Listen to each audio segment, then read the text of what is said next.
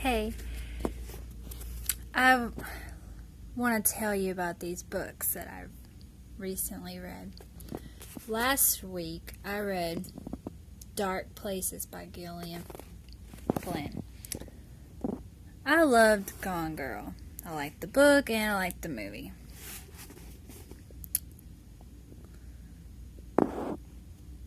Dark Places was different than Gone Girl. It's about Libby Day. She's 7 when her mother and her 2 sisters were murdered. And she testified that her 15-year-old brother was the killer. 25 years later, a secret society obsessed with notorious crimes locates Libby and pumps her for details. They hope to discover that. With proof, they can free Ben. Libby hopes to turn a profit of her tragic history. She'll reconnect with the players from that night and report her findings to the club for a fee.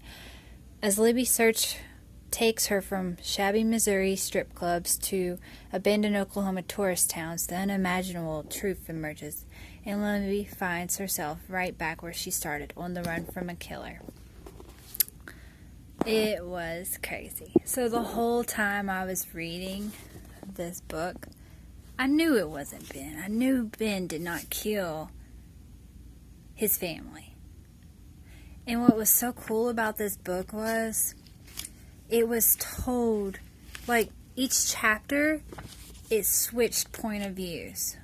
But it was different. It wasn't just in Libby's point of view.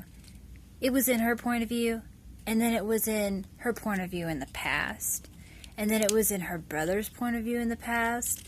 And in her, even her mother's point of view in the past. And so you see what's going on in the present, and then you get flashbacks of what happened. Like each character's, what happened to each of them. So that's how you learn what happens. Like, who really did the killings. It was shocking. Okay, and then this week, I read a book that was also a thriller. I love psychological thrillers. Creepy stuff, scary stuff. So, I read You by Caroline Kepnes. I think that's how you say it. And this was a really good book.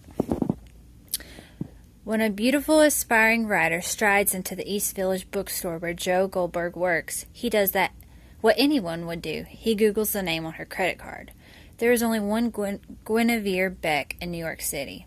She has a public Facebook account and tweets incessantly, telling Joe everything he needs to know. She is simply Beck to her friends. She went to Brown University, she lives in Bank Street, and she'll be at a bar in Brooklyn tonight. The perfect place for a chance meeting.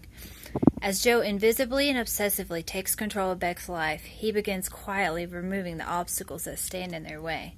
Joe will do anything to ensure Beck finds herself in his waiting arms, even if it means murder. Now that is crazy. I was like, oh my goodness. It just pulled me in and I did not want to put it down. But it was so creepy. Like, this guy, he meets her. He looks for her on Facebook. He looks for her on Twitter. And he even gets into her email account. And he sees every email that she sends. Every email that she receives. He knows where she's going to be at all times. He knows where she lives. Because she puts that on her Twitter account. Come on. But he is in love with her. And he put so much effort into it. I know it's wrong, but it was just,